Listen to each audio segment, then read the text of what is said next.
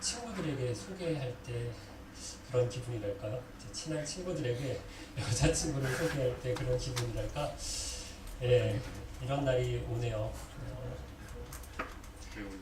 개인적으로 저만 알고 있었던 그 관계를 사랑하는 지체들과 함께 나눌 수 있는, 소개할 수 있는 기회를 하나님께서 허락해 주셔서 너무너무 감사하고요.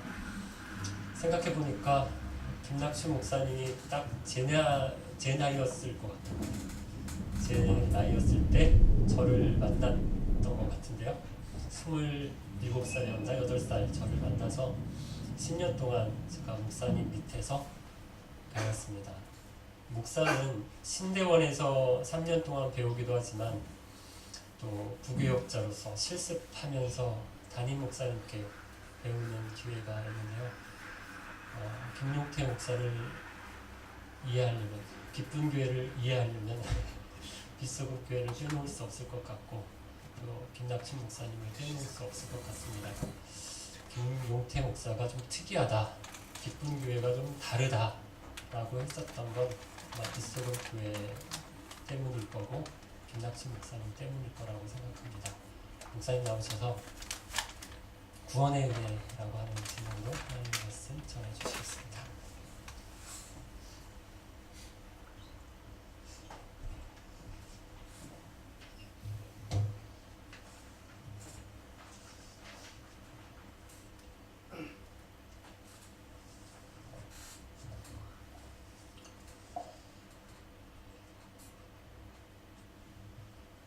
저는 이런 얘기를 처음 들어가지고 좀 어색하고 그렇습니다. 이렇게 김 목사님이 저를 좋게 생각해 주셔가지고 너무 감사하기도 하고 한편 좀 부끄럽기도 하고 좀 그렇습니다. 김 목사님 저를 다 몰라가지고 10년 동안 저하고 30년 이상 산 집사람도 저를 다 모르는데 10년까지 교회에서 지냈다고 저를 좀 아는 것처럼 이렇게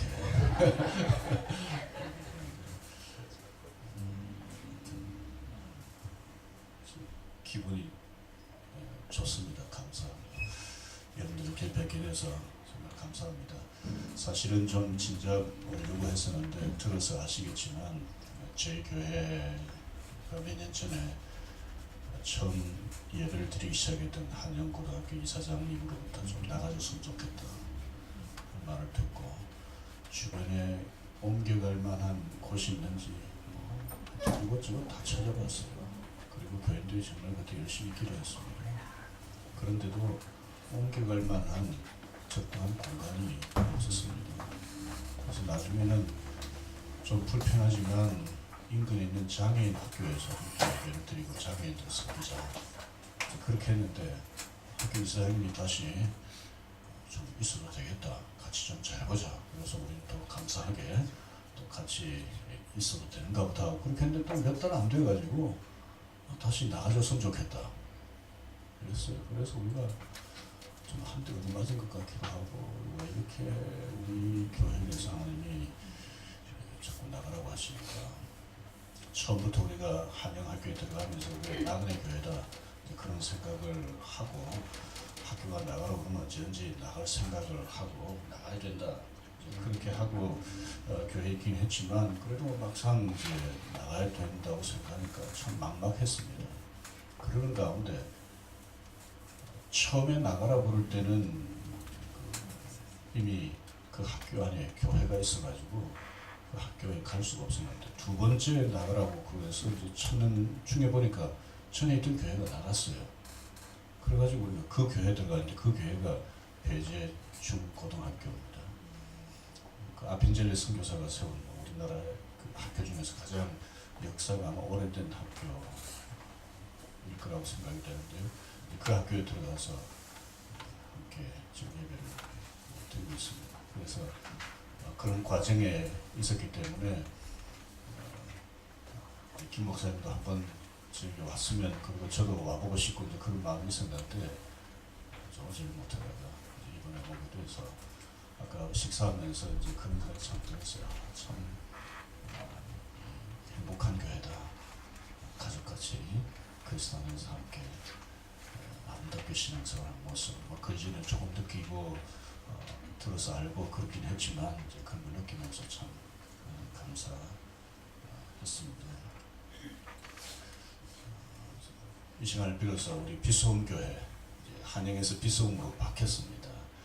한영 학교에 있을 때는 그게 한영이었는데 비수음교회 배제 가서 또 한영 이럴 수는 없잖아요. 바로 옆에 학교인데 그래서 이름은 비수음교회라고 지금 우리 비수음교회 성도들이 우리 기쁨교회 성도님들을 진심으로 귀하게 여기고 특별히 설립 5주년 맞은 것을 축하한다는 말씀 대신 전합니다. 우리 교회 성도들이 우리 김영태 목사님을 사랑하고 비수음교회를 참 귀하게 생각합니다. 지난 수요일날 우리 몇 목사님들 만나셨겠습니다만 우리 장로님 한 분이 같이 오셨습니다. 그래서 사실은 그 일반 성도들이 가까운 거리도 아니고 먼 거리까지 자기 돈 들여가지고 와서 이렇게 며칠씩 있는다는 게 쉬운 일이 아닙니다. 그것은 김 목사님 가정에 대한 특별한 애정도 있고 기쁜 교회에 대한 애정도 있기 때문에 그렇게 하신 것이 좀 아쉬운 것은 이번 오래전에 일정을 계획한 것이 있어가지고 오늘 아침에 다시 영국으로 들어갔습니다. 이제 그런 우리 비수교회 성도들의 마음을 여러분들이 좀 이해해 주셨으면 좋겠습니다. 참 좋아하고 그래서 기도하고 라고 하는 것을 좀 생각해 주셨으면 좋겠습니다. 저는 장가를 가야 되는데 아직 안 가고 있는 아들 2명이 있는데요. 지난 5월 달에 저희 부부 결혼 기념일을 맞아서 두 녀석들이 같이 운원을 해가지고 러시아 출신의 그 막심 벤게로프라고 하는 유명한 바이올린 연주자가 있는데 한국에 왔어요. 그래서 그 연주회 티켓을 사고 또 예수의 전당 앞에 있는 식당에 또 식사권도 준비를 해가지고 주더라고요. 저희 부부 감동을 받았겠습니까? 안 받았겠습니까? 굉장히 감동을 받았습니다. 저희 난생 처음 이런 좋은 자리에 앉아가지고 어제도 사실 볼소리 그 발레단이라고 그러죠. 가서 감동을 받았는데 하여튼 그때 뭐 제일 좋은 자리에 앉아가지고 감동을 받았어요. 얼마나 감동을 크게 받았는지 집사람은 스마트폰 바탕 화면이 맥심 벤게로프 그 포스터 앞에서 찍은 그 사진 그걸 스마트폰 바탕 화면으로 지금 해놓고 있습니다. 저도 감동을 받아가지고 큰아이가 지난 6월달에 이스라엘에 무슨 학교에 논문 발표하러 가는 일이 있었는데 뭐 돈을 뭐 적어도 뭐 많이 벌든 적게 벌든 벌고 있으니까 뭐 그냥 가만히 있어도 되는데 집사람하고 돈을 좀 주자고 했어요. 한 번도 그래 본 적이 없었으니까 이제 이번 한 번 주자. 집사람을 요만큼 주자. 근데 제가 아니다. 한 번 크게 주자. 한 번. 그래가지고 뭐 제가 봐도 많이 준 것 같아요. 제가 감동을 받았으니까 그러겠습니다. 사람이 한번 누구에게 감동을 받으면요 평소에 안 하던 짓을 합니다. 안 하던 일을 막 합니다. 앞뒤 생각 안 하고. 하나님은 어떠실까요? 하나님은 우리에게 감동을 받으시면 어떻게 하실 것 같습니까? 사람하고 다릅니다. 사람이 감당치 못할 정도로 상상할 수 없는 일을 하나님이 하시는 분 같습니다. 제가 개인적으로 참 좋아하는 구약의 인물 중에 한 명이 에녹입니다. 에녹이 하나님을 기쁘시게 했다 그런 표현이 거듭 나오는데요. 다르게 표현하면 하나님을 감동시켰다 이렇게 말할 수 있습니다. 하나님이 얼마나 감동을 받으셨는지 에녹을 산채로 막 데려가는 것이었어요. 이게 상상도 할 수 없는 일이 아닙니까? 하나님이 감동하시면 놀라운 일을 행하십니다. 그래서 사실은 이번에 전체 뭐 어떤 주제로 제가 말씀을 드리겠다 이렇게 김 목사님에게 미리 알려드리진 않았습니다만 굳이 말하자면 하나님을 감동시키는 성도가 되자. 하나님을 감동시키는 우리가 부족하지만 하나님을 감동시키면 하나님이 우리에 대해서 너무너무 좋아하시고 남다른 은혜를 베풀어 주시지 않겠는가 그런 생각을 합니다. 우리가 하나님을 시키면 좋은데 어떻게 하면 하나님의 감동을 받으실까? 사실 오늘 저녁에 여러분들이 오셨잖아요. 저는 지금 이 감동을 받고 있습니다. 사실 모스크바 생활을 제가 다는 모르지만 일 마치고 또 학생들도 있는 것 같아요. 그렇죠? 멀리서 또 이렇게 같이 오고 쉬운 일이야 아니거든요. 제가 감동을 받는데 하나님이 지금 감동을 받고 계실까요? 안 받고 계실까요? 하나님 지금 감동 받고 계실 것 같아요. 하나님이 우리 때문에 감동 받으시는 것을 우리가 다 뭐 이렇게 말할 수 없지만 오늘 그 중에 하나를 좀 강조하고 싶습니다. 왜냐하면 하나님이 우리에게 베풀어 주신 은혜에 대해서 감사를 하면 감동을 받으시는 것 같습니다. 이건 제 말이 아닙니다. 우리 김 목사님 친절하게 프린트를 해오셨는데 데살로니가전서 5장 16절부터 18절 오늘 본문은 조금 이따 읽겠습니다. 5장 16절부터 18절 한번 보십시오. 같이 한번 읽어보실까요? 항상 즐거워하십시오. 쉬지 말고 기도하십시오. 모든 일에 감사하십시오. 이것이 그리스도 예수 안에서 여러분을 향한 하나님의 뜻입니다. 18절에 보면 이것이 그리스도 예수 안에서 여러분을 향한 뭐라고요? 하나님의 뜻. 하나님의 뜻이 뭡니까?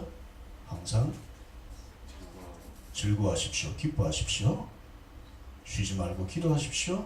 모든 일에 감사하십시오. 우리 기쁜 교회님이 감동을 드리는 것 같아요. 이 교회 이름이 아예 막 기쁜 교회입니다. 항상 기뻐하십시오. 하나님의 뜻대로 하면 하나님이 감동 받으실까요? 안 받으실까요? 하나님의 뜻대로 하면 감동을 받습니다.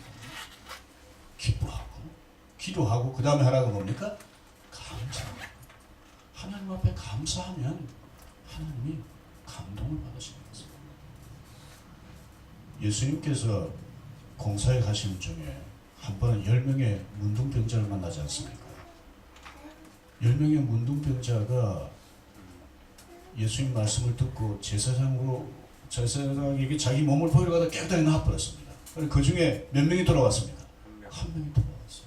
돌아와서 하나님께 영광을 돌리며 예수님 앞에 무릎을 꿇고 감사를 드렸습니다. 그때 예수님께서 감동을 받으셨습니다. 그리고는 내 믿음이 널 구원했다. 앞에 있는 사람들이 누리지 못했던 그런 은혜를 감사하는 이 사람에게 우리 예수님께서 베풀어 주셨습니다. 감사하면 하나님이 더 큰 은혜를 베풀어 주십니다. 우리 스펄전 목사님이 얘기를 잘 알지 않습니까? 달빛 주신 하나님께 감사하면 촛불 주신 하나님 앞에 감사하면 등불 주시고, 등불 주신 하나님 앞에 감사하면 달빛 주시고, 달빛 주신 하나님 앞에 감사하면 햇빛 주시고, 햇빛 주신 하나님께 감사하면 햇빛도 필요 없는 천국의 빛을 주신다. 더 큰 은혜 주신다. 그래서 우리 신앙생활은 어떻게 보면 감사생활이다 이렇게 말할 수 있습니다. 감사생활인데 오늘 이 밤에 무엇에 대해서 감사를 할까? 오늘 본문을 한번 보십시다. 시편 116편 12절부터 14절입니다. 우리 천천히 같이 한번 읽어보실까요? 여호와께서 나에게 모든 좋은 것으로 베풀어 주셨습니다. 내가 어떻게 여호와께 보답할 수 있겠습니까? 나는 구원의 잔을 들고 여호와의 이름을 부를 것입니다. 나는 여호와께 드린 나의 맹세를 지킬 것입니다. 여호와의 모든 백성 앞에서 나의 약속을 이룰 것입니다. 아멘. 여기 12절에 우리 쉬운 성경은 이렇게 되어 있습니다만 개역 성경은 신앙생활 오래 하신 분들 기억하고 계실 겁니다. 여호와께서 내게 주신 모든 은혜를 무엇으로 보답할까? 여호와께서 내게 주신 모든 좋은 것, 나에게 모든 좋은 것을 베풀어 주셨는데 이걸 무엇으로 보답할까?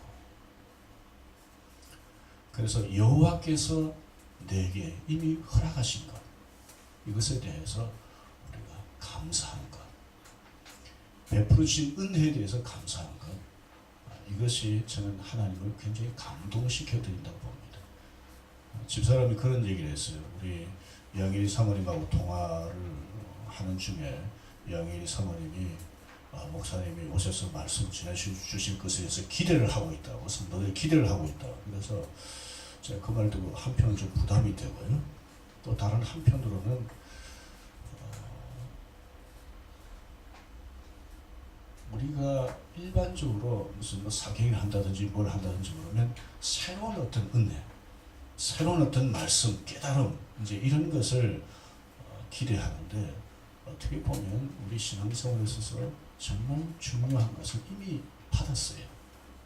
그래서 이미 받은 것이 얼마나 귀한 것인가를 깨닫고, 그 깨달은 것을 기초로 해서 하나님 앞에 감사하면 하나님께서 감동을 받으시고, 그 다음에 우리가 기대하지 않았던 더 큰 은혜를 우리에게 베풀어 주십니다. 하나님께서 우리에게 베풀어 주신 은혜를 여러 가지로 표현할 수 있지만, 아까 여기 보면 내게 주신 모든 은혜를 무엇으로 보답하고 내가 구원의 잔을 들고 이렇게 표현을 하고 있는데, 하나님께서 우리에게 베풀어 주신 은혜를 전부 다 모아가지고 한마디로 표현하면 구원의 은혜다. 구원의 은혜다. 이렇게 말할 수 있습니다. 예수님께서 이 땅에 오셔서 우리를 위해서 십자가를 지었습니다. 왜 그렇게 하셨습니까? 우리를 구원하시기 위해서. 우리가 이 밤에 여러 가지 은혜에 대해서 감사할 수 있지만, 구원의 은혜에 대해서 우리가 다시 한번 생각하고 감사하는 이런 마음을 가질 때 하나님 감동받으시리라고 생각합니다. 근데 이 구원에 대해서는 정말 흔히 하는 말로 방대합니다. 여러 가지로 설명할 수 있지만, 그 중에서 아주 좁혀가지고 우리 개인이 하나님 앞에 받은 구원, 이 구원의 은혜에 대해서 함께 생각해 보려고 합니다. 이 밤에 크게 세 가지를 생각해 보려고 하는데, 우리가 하나님께로부터 받은 이 구원의 은혜, 첫째는 죄 용서함을 받은 은혜입니다. 두 번째는 하나님의 자녀가 되는 은혜입니다. 세 번째는 영생을 누리는 자로서 천국을 소망하면서 살 수 있는 은혜입니다. 첫 번째 우리가 받은 이 죄 용서함의 은혜, 죄 용서함의 은혜. 죄가 무엇입니까? 죄는 예를 들어서 거짓말하고 도적질하고 살인하고 이런 것들 우리 얘기할 수 있지만, 가장 큰 죄는 하나님을 안 믿는 죄입니다. 하나님을 안 믿고 내가 내 삶의 주인 노릇하고, 바꾸고 말하면 내가 하나님 노릇하면서 사는 것, 이게 가장 큰 죄입니다. 예수를 믿으면 이 죄를 용서받는 은혜를 누릴 수 있다는 것이죠. 예수를 믿으면 이 죄를 용서받는 은혜를 누린다고 그랬는데, 이 죄를 용서받기 위해서 우리 편에서 해야 될 게 있습니다. 그것이 뭐냐면 회개입니다. 우리 회개라는 말을 많이 쓰잖아요. 제가 이제 유학을 마치고 돌아왔습니다. 저희 둘째가 초등학교 3학년 2학기였는데 학교에 가서 시험을 쳤어요. 시험지를 보니까 거의 반 이상은 틀렸어요. 근데 한 문제는 틀렸다 이렇게 했다가 동그라미를 쳤어요. 문제가 뭐였는가 하면 이런 거였어요. 친구하고 싸우고 난 뒤에 어떻게 해야 되나요? 답은 뭐겠습니까? 화해해야 된다, 친구한테 사과해야 된다, 이런 내용이었어요. 근데 저희 둘째가 뭐라고 써있는가 하면 회개해야 한다. 그래서 선생님이 처음에 틀렸다 했다가 그 다음에 맞게 해줬어요. 저는 예수 믿는 선생님 같아요. 회개라고 하는 것이 뭡니까? 하나님 없이 살던 사람. 그냥 친구하고 잘못해가지고 친구한테 좀 이렇게 사과하고 용서를 구하고 이런 정도가 아니라, 하나님 없이 자기가 자기 삶의 주인 노릇하고 하나님 노릇하면서 자기 멋대로 살던 사람이 이게 잘못됐구나, 그렇게 생각하고 하나님께로 돌이키는 것, 이것이 회개 아니겠습니까? 이렇게 회개하면 하나님께서 그 죄를 용서해 주신다는 것입니다. 저와 여러분들이 진심으로 내가 죄인이구나, 내가 하나님 앞에 소망이 없는 죄인이구나, 이것을 인정하고 하나님 앞에 죄인됨을 고백하고 돌아오면 하나님은 용서해 주십니다. 우리 성경 요한일서 1장 9절을 한번 보십시다. 요한일서 1장 9절 같이 한번 읽어보실까요? 그러나 우리가 죄를 고백하면 그분은 우리를 용서해 주실 것입니다. 그분은 옳은 일만 행하시는 분이기 때문에 우리는 그분을 믿을 수 있습니다. 그분은 우리의 모든 잘못을 깨끗하게 해 주실 것입니다. 우리가 죄 용서함 받는다고 그럴 때 예수 믿고 나서 하나님 앞에 회개할 때, 고백할 때 그 죄도 용서해 주시지만, 제가 지금 강조해서 드리고 싶은 죄는 하나님을 떠나서 하나님과 원수되었던 그런 삶을 살았던 사람이라 할지라도 하나님 앞에 자기의 죄를 인정하고 하나님 앞에 두 손 들고 나와서 십자가를 붙들면 우리 하나님께서 그 죄를 용서해 주신다는 것입니다. 저와 여러분들이 진정으로 회개했다면 죄 용서의 은혜를 받은 것입니다. 아멘. 그런데 이 죄 용서함의 은혜를 하나님께서 우리에게 베풀어 주시는데, 우리 편에서는 회개라고 하는 것을 제가 아까 말씀을 드렸습니다. 그런데 하나님 편에서 준비하신 게 있습니다.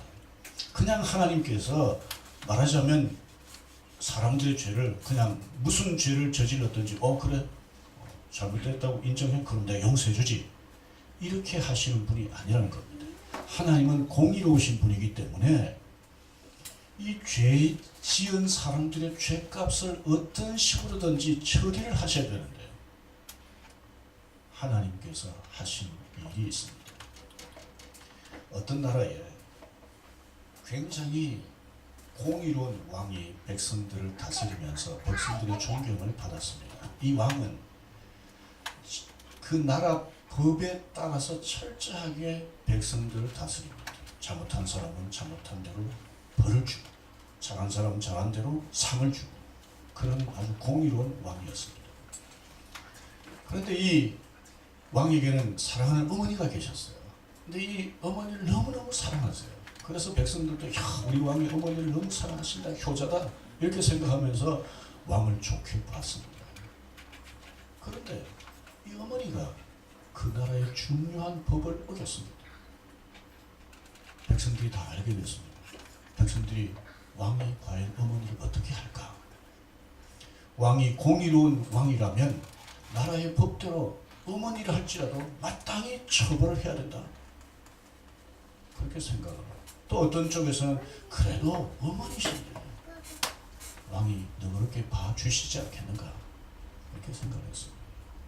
그런데 어느 날 많은 백성들 모아놓고 자기 어머니를 불러냈습니다.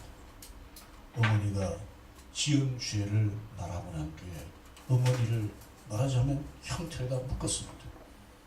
어머니를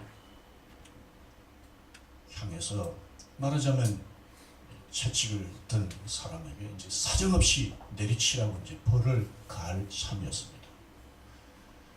그걸 본 백성들이 또 두 편으로 나누어졌습니다. 역시 우리 왕은 공의로우하다. 어머니라 할지라도 저기 법을 어기니까 저렇게 처벌을 하시려고 하는구나. 근데 또 다른 한편에서는 그래도 왕이 너무하시다. 어떻게 저 나이 많은 어머니를 저렇게 하실 수가 있나. 이렇게 생각하고 있는데 왕이 갑자기 윗옷을 다 벗었어요. 다 벗더니 자기 어머니를 이렇게 푹 감싸 안았어요. 그리고 자기 어머니를 향해서 채찍을 내리치려고 하던 벌을 집행하는 신하에게 명령을 했습니다. 이제 세게 쳐라. 그래서 이 신하는 처음에 멈칫하다가 왕의 명령이니까 왕의 명령을 쫓아서 사정없이 내리쳤습니다. 살점이 뜯겨 나갔습니다. 피가 튀었습니다.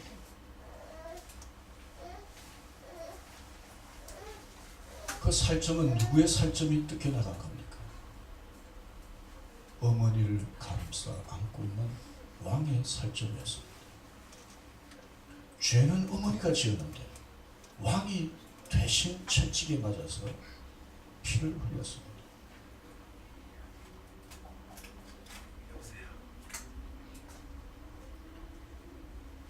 우리 하나님께서 죄인들의 죄를 용서하시기 위해서 하신 일이 이와 비슷합니다.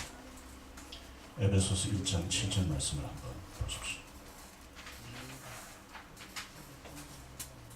같이 한번 읽어보실까요?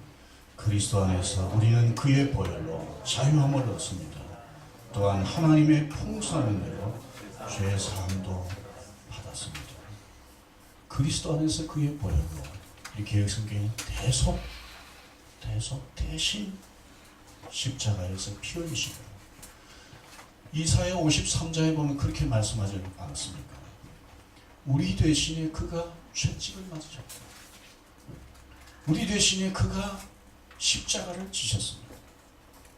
우리 대신에 그가 저주를 받으시고 우리 대신에 죽으셨습니다. 이런 하나님의, 말하자면 아들을 희생시킴으로 인해서 공의로운 하나님의 공의도 만족시키고, 우리가 회개할 때 우리의 모든 더러운 죄를 용서하시는 은혜를 베풀어 주시는 것이죠. 저와 여러분들이 예수 그리스도를 구주로 믿으면 십자가의 주님을 나의 주님이라고 고백하면 저와 여러분들은 죄 용서함을 받습니다. 이것을 믿으십니까? 우리는 죄 용서함을 받았습니다. 우리가 구원의 은혜라고 그럴 때 가장 먼저 생각하게 되는 것이, 나 같은 죄인이 죄 용서함 받고 이제 다시는 그 죄 때문에 하나님 앞에 두려워하지 않고 살 수 있는 복음입니다. 그래서 우리가 죄 용서함을 받으면 어떻게 보면 이제 하나님 앞에서 자유를 누리고 그 하나님 앞에 마음껏 나아갈 수 있는 특권을 가지게 되는 거죠. 우리 자녀들 기르시는 분들 아시겠습니다만, 우리 자녀들이 잘못하면 어떻게 합니까? 부모한테 집에 들어와서 어떻게 하죠? 눈치 슬슬 보고 빨리 자기 방으로 들어가서 확 닫고 잘 안 나옵니다. 부모를 봐도 얼굴을 똑바로 쳐다보지 못합니다.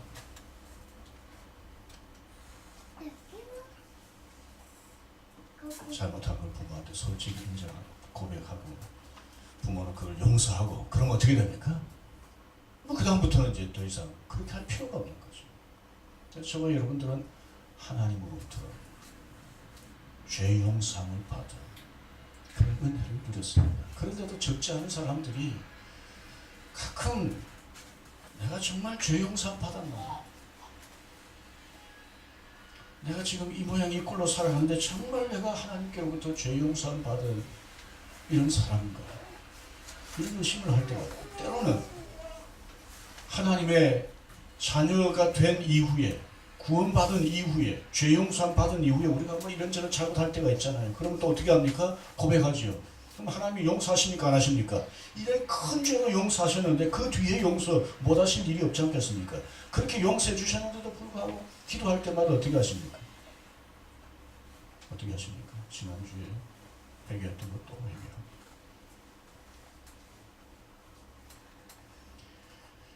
스카펠이라고 하는 정신과 의사가 있습니다. 이분이 아직도 가야 할 길 뭐 이런 책들을 이제 써서 굉장히 유명해진 분인데요. 이분이 원래는 선불교 신자였습니다. 그러다 나중에 예수를 믿게 됐는데, 이분이 예수를 믿게 된 중요한 이유는 기독교만큼 죄 문제에 대해서 분명하게 말하는 종교가 없더라. 그렇게 해서 이분이 이제 예수를 믿게 됐는데, 이분이 쓴 책에 보면 이런 아주 재미있는 얘기가 나옵니다. 여기는 이제 러시아 정교회 이제 국가라고 볼 수 있는데, 필리핀은 이제 천주교 국가입니다. 근데 이제 필리핀의 한 여자아이가 자기는 하나님하고 대화한다 이런 얘기를 했어요. 그러니까 주변에서 처음에는 뭐 좀 이상하게 보고 뭐 이렇게 말하다가 계속 이 아이가 그러니까 좀 테스트를 해보려고 주교가 불렀어요. 한번 와봐라. 너 정말 하나님하고 대화하니? 예, 대화합니다. 그래? 근데 알 수가 있어야죠. 그래, 테스트를 하려고 이렇게 얘기했습니다. 너 이번 주에 내가 하나님 앞에 내 죄를 고백을 할 텐데 이번 주에 너 하나님하고 대화할 때 내가 무슨 내용으로 죄를 고백했는지 한번 여쭤봐라. 그러니까 여자애가 예, 그러겠습니다. 갔어요. 그 다음 주에 불렀어요. 이번 주에도 하나님하고 대화했냐? 예, 했습니다. 내가 하나님 앞에 무슨 죄를 고백했는지 여쭤봤냐? 예, 여쭤봤습니다. 하나님 뭐라고 하시든 기억이 나지 않는다고 하십니다. 예레미야서, 히브리서, 반복해서 나오는 중요한 말씀 무엇입니까? 죄를 용서하시면 하나님은 기억하지 않으신다. 우리는 기억합니까? 안 합니까? 집사람하고 저하고도 가끔만 이렇게 다투다 보면 옛날 이야기 자꾸 꺼냅니다. 전에 제가 잘못했던 거 자꾸 끄집어내고 사람이 기억을 하니까 내가 자꾸 기억을 하니까 하나님도 그러신 줄 알고 자꾸 우리가 용서를 진심으로 구했으면 하나님 다 용서하시잖아요. 근본적으로 우리가 하나님 앞에서 죄 용서함 받고 구원의 은혜를 입은 것과 함께 구원받은 이후에 하나님 앞에서 지은 죄도 고백하면 하나님께서 용서하시고 기억을 안 하시는데 우린 자꾸 기억을 해요. 그래서 진정으로 죄 용서함에 대한 기쁨이 없을 때가 많습니다. 감격이 없을 때가 많습니다. 저와 여러분들 죄 용서를 하나님 앞에 구하면 하나님 용서하시고 기억하십니까? 안 하십니까? 안 하십니다. 안 하십니다. 이런 죄 용서함의 은혜를 저와 여러분들이 받았다고 생각하면 얼마나 감사한지 모릅니다. 한번 따라하십시다. 나는 죄 용서함을 확실히 받았다. 감사합니까? 안 합니까? 감사하죠. 감사했으면 좋겠습니다. 어떤 분이 그런 얘기를 하더라고요. 우리 찬송가를 가만히 보니까 죄 용서함을 찬양하는 내용이 너무너무 많다. 저도 그러고 보니까 정말 죄 용서함에 대한 찬양 가사가 너무너무 많아요. 아까도 우리 시작하면서 예수 그리스도의 그 은혜로 죄 용서함 받은 그런 내용의 가사가 있는 찬양을 했습니다만 저와 여러분들이 한번 가만히 생각해 보십시오. 내가 하나님을 감동시켜드리고 싶은데 이 죄 용서해 주신 이 하나님의 은혜에 대해서 얼마나 요즘 감사하고 있는가, 찬양하고 있는가. 교회 와서 찬양하는 거 말고 집에서 자동차 타면서 일하면서 얼마나 하나님 앞에 찬양하고 있는가. 만약에 우리가 죄 용서함의 은혜를 우리 일하면서도 감사하고 자동차 타고 가면서도 감사하면서 찬양하고 그러면 하나님이 감동을 받으시겠습니까? 안 받으시겠습니까? 감동을 받으시지 않겠습니까? 두 번째, 어떤 은혜인가 하면 하나님의 자녀가 되는 은혜입니다. 요한복음 1장 12절 말씀을 같이 한번 보십시오. 요한복음 1장 12절 말씀 같이 읽겠습니다. 그러나 누구든지 그분을 영접하는 사람들, 그분의 이름을 믿는 사람들에게는 하나님의 자녀가 되는 자격을 주셨습니다. 예수님을 영접하는 사람, 예수님을 믿는 사람은 하나님의 자녀가 된다. 저와 여러분들 예수를 구주로 믿습니까? 그러면 저와 여러분들 누굽니까? 하나님의 자녀입니다. 하나님의 자녀면 하나님을 어떻게 부릅니까? 아버지, 아빠랍니다. 구약 성경을 보면 개인이 하나님을 향해서 아버지라고 부른 적이 없습니다. 집단적으로 하나님을 아버지라고 부른 적은 있어요. 개인이 하나님을 아버지라고 부른 적은 없어요. 그런데 개인이 하나님을 아버지라고 처음 부르기 시작한 분이 누구냐면 예수님이에요. 그러면서 예수님은 또 제자들에게 하나님을 아버지라고 부르도록 그렇게 가르쳐 주셨습니다. 특별히 요한복음 17장에 보면 예수님이 하나님을 가리켜서 얼마나 자주 아버지 그러는지 몰라. 저와 여러분들이 예수를 구주로 믿으면 하나님의 자녀입니다. 에베소서 5장 1절을 보면 사랑받는 자녀라고 되어 있습니다. 그런데 이 하나님이 어떤 분이십니까?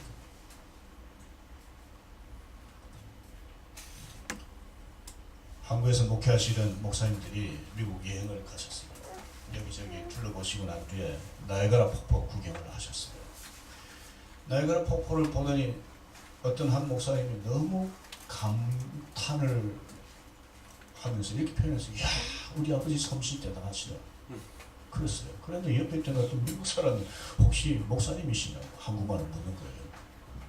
그래서 알고 보니까 이분이 미 8군에서 군목을 오랫동안 하셨어요.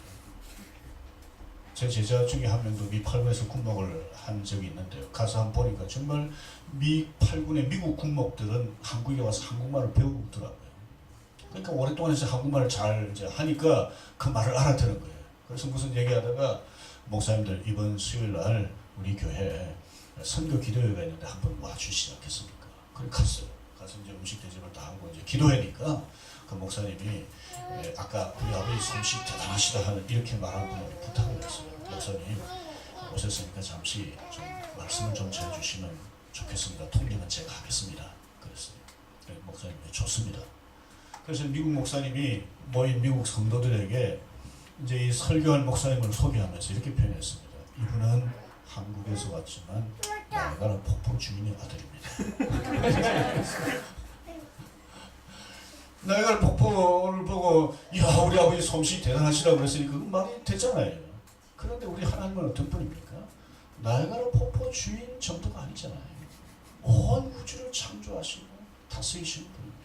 이분이 우리 아버지십니다. 그런데 많은 성도들이요 기도할 때 사실 뭐 아버지라고 하잖아요. 여러분 아버지라고 그러죠. 저는 어떤 데는 기도할 때요 아버지란 표현만 되풀이할 때가 있습니다. 아버지. 그리고는 뭐 속으로 뭐 아버지. 여러분들도 아마 그러실 때가 많아요.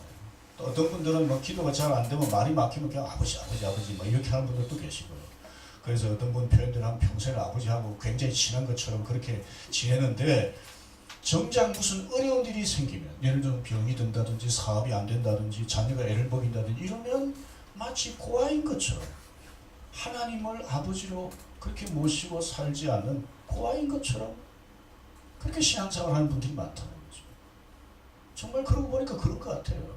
적지 않은 분들이 평소에는 아버지 그러고 뭐 찬양도 아버지 감사합니다 하는데 막상 자신에게 힘겨운 일이 생기면 그 하나님이 아버지라고 느끼지 않는가. 그리고 그 하나님을 전능하신 하나님으로 전능하신 아버지로 그렇게 믿지 못하는 것 같습니다. 하나님은 전능하신 아버지십니다. 저는 아버지한테 상처를 많이 받았어요. 그래서 그 상처를 육신의 아버지한테 상처를 많이 받은 사람들은 하나님을 아버지라고 잘 안 부르게 되는 경우가 많습니다. 좀 어색해하는 분들이 많아요. 근데 아까도 말씀드렸지만 저는 뭐 저희 아버지한테 정말 상처를 많이 받고 정말 용서를 못했습니다. 오랫동안. 근데 저는 정말 예수 믿고 나서 아버지 용서하고 그 다음에 교회를 섬기면서 하나님이 아버지라는 것이 얼마나 좋은지 하나님이 아버지.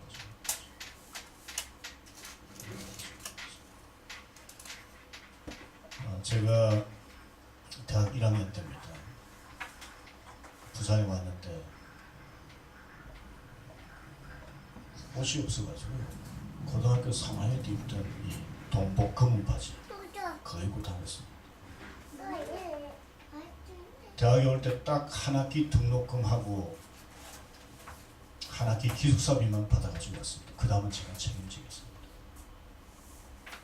그리고 와서 제가 공부하러 왔는지 일하러 왔는지 모를 정도로 정말 아르바이트 많이 했습니다. 여러분 아마 연세 드신 우리 목사님들 아실 건데 그 가리방 긁는다 그러잖아요.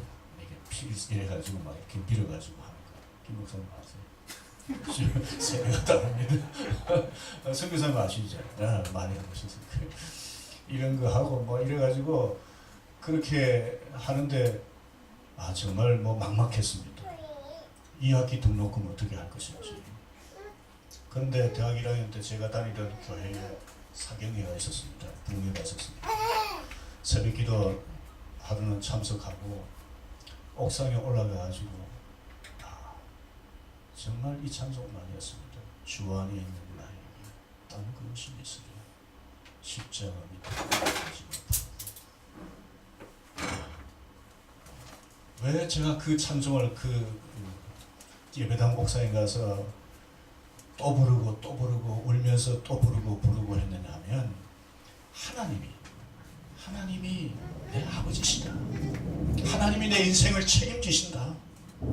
이제 이런 확신이 있으니까 그때 뭐 2학기 등록금 뭐 이거 전혀 뭐 어떻게 길이 없는데도 뭐 그냥 올라가서 감격해서 울고 찬송하고 그렇게 했는데 그 뒤에 등록금 해결됐겠습니까? 안 됐겠습니까? 됐으니까 제가 신학교 졸업하고 목사가 되고 지금 이 자리에 서 있는 것 아니겠습니까? 하나님은 우리의 누구십니까? 아버지십니다. 하나님이 우리의 아버지신데 전능하신 아버지십니다. 나를 사랑하신 아버지십니다. 그래서 저는 가끔 우리 성도들에게 이렇게 좀 속된 말로 이렇게 표현합니다. 쫄지 말자 이렇게 표현합니다. 우리가 하나님의 이 전능하신 하나님의 자녀이면 좀 당당하게 살아야 되지 않겠습니까? 제가 가난하게 자랐고 아까도 말씀드린 것처럼 뭐 그렇게 좀 가난한 시절을 보냈습니다. 그러니까 이 부자 집에 가면 불편해요. 어디 가면 좋은 가면 이게 이 거실도 되고 안방도 되고 식당도 되는 집 있잖아요. 이 소파 있는 집 말고 이렇게 이불 펴놓고 거기 다리 넣어가지고 같이 앉아서 지내는 그런 집 가면 편한 거예요. 목사가 돼서 계속 그렇게 살 수 있는 겁니다. 근데 그게 뭐 언제부턴가는 없어졌습니다. 그런 불편함. 가만히 생각해 보면 제가 뭐 계속 그러다 보니까 이제 익숙해서 그런 것도 있지만 정말 하나님이 내 아버지시다. 이제 이런 확신이 강해지면 강해질수록 그런 것에 대해서 좀 덜 불편하게 여겨지게 되고요. 좀 뭐라고 할까, 뭐 그 사람이 부자든 뭐 좀 목사들은 좀 상대적으로 뭐 다양한 사람들 만나게 되잖아요. 그 사람이 뭐 세상적으로 뭐 굉장한 지위에 있는 사람이든 아니면 그 사람이 많이 배운 사람이든 뭐 그 앞에서 쫄 이유가 없는 거예요. 내가 누굽니까? 하나님의 사랑받는 아들이다. 천지를 창조하신 하나님의 아들이다. 저희 교회가요, 명성교회 아시죠? 유명한 명성교회가 저희 교회 직선으로 한 500m 될까요? 그 옆에 있습니다. 제가 명성교회 김상환 목사님하고 비교를 할까요, 안 할까요? 비교하면 참 비참해집니다. 교회당 비교 안 하고 교인 수 비교 안 하고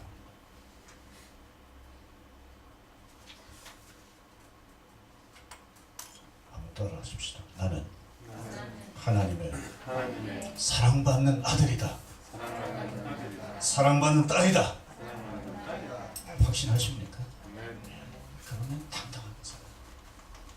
이것을 우리가 하나님 앞에 감사했으면 좋겠습니다. 어떤 아버지가 공부를 열심히 하는 아들에게 이렇게 얘기했습니다. 너 계속 점수 이렇게 못 받아가지고 그러면 혼난다. 그래서 나중에 이렇게 얘기했습니다. 너 이번에 산수 시험 60점 못 맞아오면 넌 내 아들 아니다. 이렇게 얘기를 했습니다. 근데 이 아들이 하루는 시험을 마치고 집에 돌아오더니 아버지를 보고 아저씨 학교 다녀왔습니다.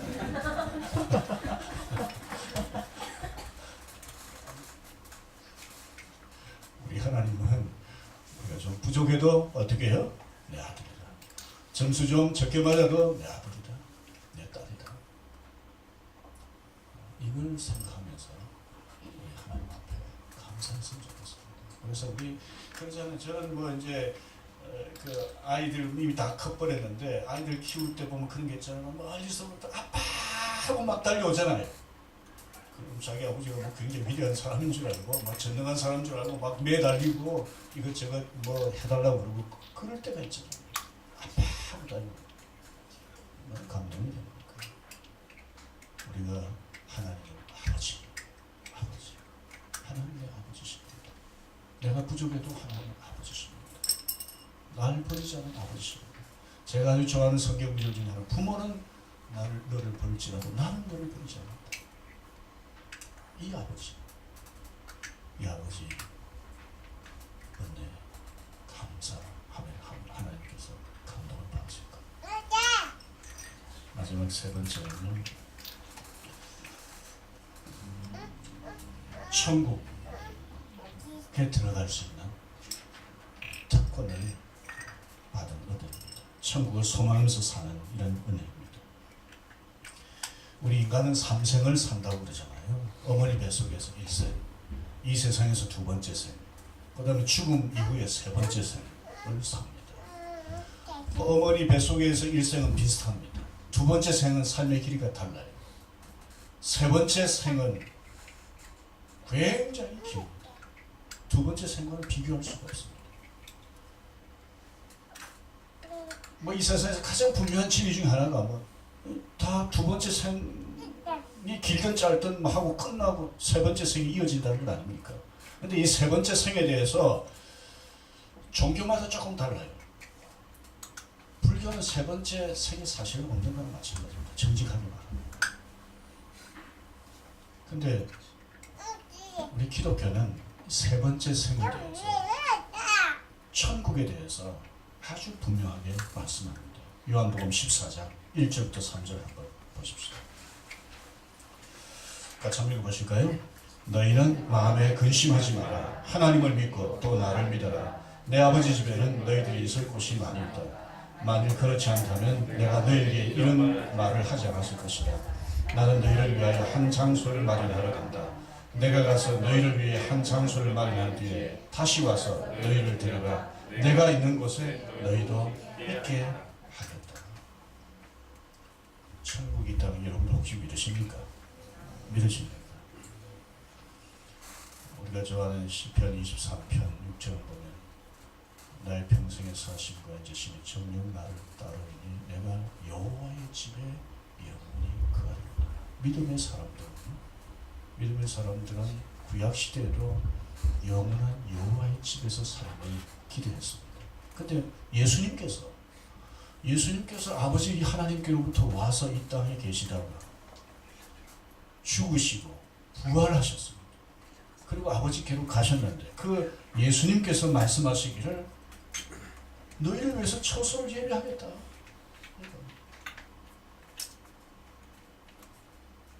우리 천국을 얘기할 때 관계 개념으로 많이 얘기를 합니다만 그것도 맞아요. 그런데 장소가 어딘지는 모르지만 있어요.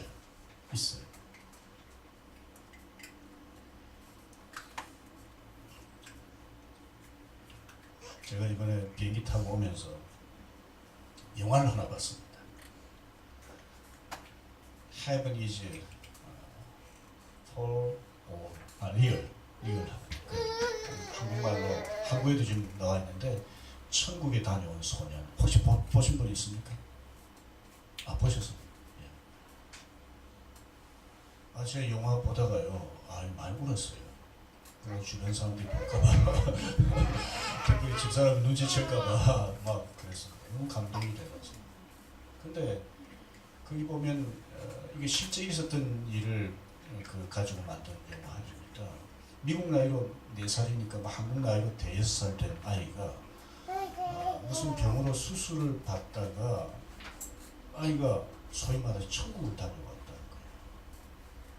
그리고 얘가 그야말로 기적같이 어떻게 보면 병원에서는 이렇게 나을 수 없을 거다 그렇게 생각했는데 나아가지고 이 아이가 이제 한 번씩 툭툭 자기가 그 천국을 갔다 오면서 본 걸 얘기를 하는 거예요.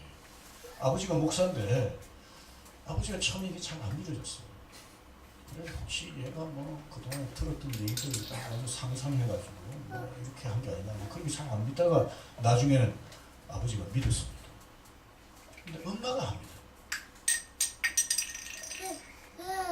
남편 보고도 뭐라 그러고 이게 아버지가 이 아들이 천국에서 천국을 다니면서 본 것을 설교 시간에 얘기하니까 교인들이 또 싫어하는 겁니다. 그래서 심지어는 이 목사님 내보내고 새 목사님을 모시려고.